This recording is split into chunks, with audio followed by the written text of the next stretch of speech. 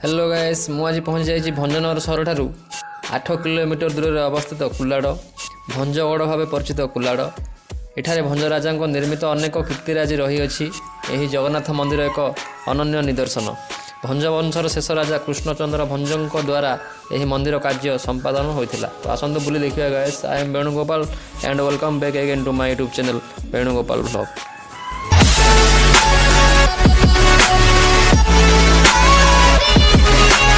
Guys ये होची मंदिर एंट्रांस। श्री जगन्नाथ महाप्रभु दर्शन पाई हजार हजार श्रद्धालुओं भीड़ लगी रही है।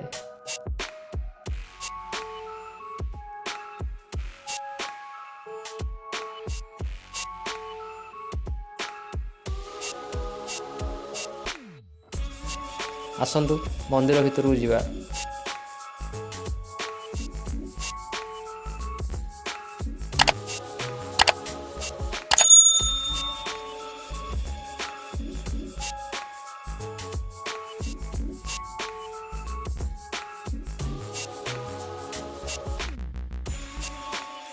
कुलाड़ ठारे कवि सम्राट उपेन्द्र भंज जन्मग्रहण करथिले।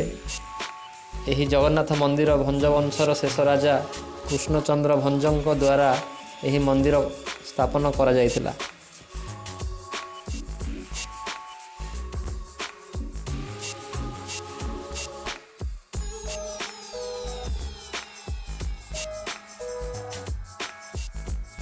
कहा जाए पुरी श्री जगन्नाथ मंदिर सहित समान भाव में नीति नियम अनुजाई पूजा अर्चना करा जाए। आम घुमुसर अंचलर गर्व कहले अतृप्त हेब नाही।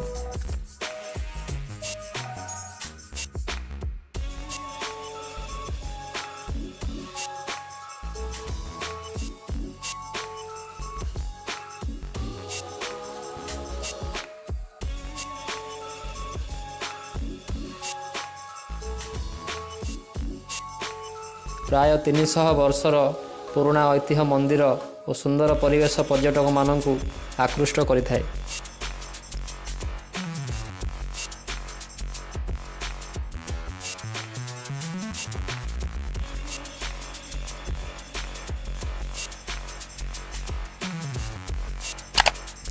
कुलाड़ मार्केट को लगी रही श्री जगन्नाथ मंदिर यार दृश्य आपण मान देखि पारुथिबे।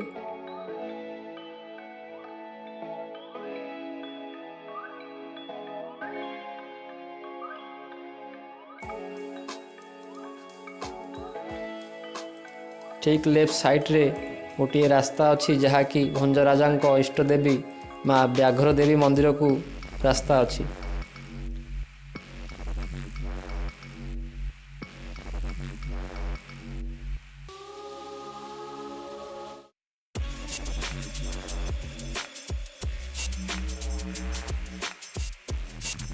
यहाँ मंदिर बैक साइड रो दृश्य।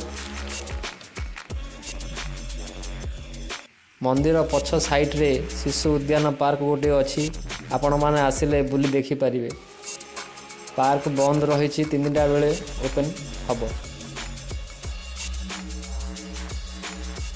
जदि आपण मानकु मोर यही वीडियो भल लागिथिबो like comment share and subscribe करिया पय जमार भूलिबे नाही। पुणी देखा हबो आ गोटे न्यू ब्लॉग रे।